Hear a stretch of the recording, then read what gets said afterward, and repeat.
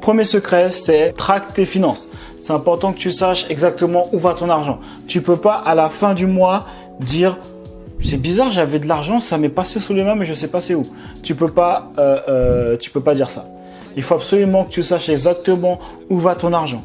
Donc traque tes finances, c'est important. À chaque fois, s'il le faut, tu notes, ok, mais il faut absolument que tu saches exactement où part ton argent. Parce qu'en sachant où part ton argent, tu pourras après rectifier le tir si jamais tu vois que tu dépenses trop dans un domaine ou autre. Deuxième secret, c'est de penser toujours long terme quand tu utilises ton argent. D'accord? Et inconvénient par rapport à un achat que tu vas acheter. Ça veut dire quoi, penser toujours long terme? Ça veut dire, ok, quand je vais utiliser cet argent-là, qu'est-ce que ça va me rapporter dans le long terme? Est-ce que si jamais j'achète cette deuxième, cette troisième, cette quatrième paire de Jordan, qu'est-ce que ça va m'apporter à long terme? D'accord? Donc toujours penser à ça. C'est l'un des secrets aussi pour pouvoir se projeter et se dire, ok, avec cet argent-là, qu'est-ce que je peux faire? Si jamais tu l'investis dans l'immobilier, par exemple, ok, quand tu penses long terme, si tu l'investis dans l'immobilier, qu'est-ce qui va se passer dans le long terme? Dans tous les cas, même si tu te rates, donc moi je te conseille de te former pour pouvoir optimiser ton investissement. Mais même si tu t'es raté, imaginons que tu as pris un crédit, sur le long terme, à un moment donné, tu vas avoir des loyers. Tu vois ce que je veux dire? Donc dans tous les cas, il faut toujours penser long terme. Troisième secret, c'est d'utiliser le crédit seulement si jamais ça te rapporte de l'argent.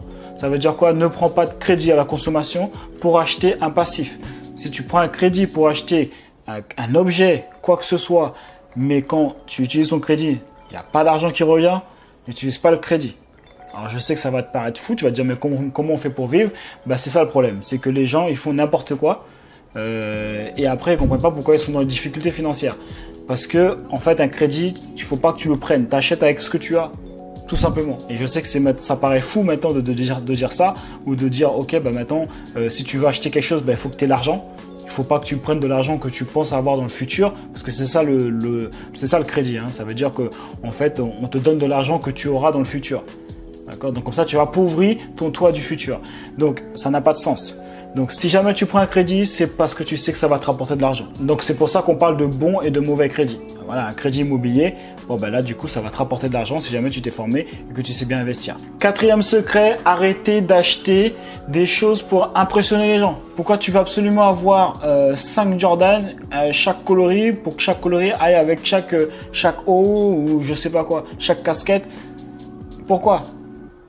Arrêtez de vivre en vouloir impressionner les gens qui sont autour de toi. Déjà, juste avec ce secret-là, juste avec ça, déjà, t'es bien. Je peux te dire que t'as économisé grave de l'argent là. Là, t'es bien. Cinquième secret, cherche à savoir quelles sont les habitudes qui te font dépenser. D'accord? Parce qu'on est des êtres d'habitude. Par exemple, ça peut être une habitude de, tous les jours, tu manges toujours dehors, par exemple. Tu vois, et du coup, tu vas t'apercevoir, ok, ben, cette habitude-là, par mois, elle me coûte peut-être 300 €, 450 €, tu vois, 350, et tu t'en rendais même pas compte. Tu vois, et tu te demandais, mais où part mon argent? Avec cette habitude-là, le fait de l'avoir repéré et d'avoir vu ça, du coup, tu peux agir dessus. Tu vois, donc à la limite, je te dis pas dans un premier temps de tout couper parce que peut-être que ça va être difficile, tu vas être frustré, tu vas craquer, mais voilà, de peut-être allouer un budget pour cette habitude-là qui est de manger dehors tous les jours, d'accord, et de réduire petit à petit le budget parce que concrètement, tu peux manger chez toi aussi.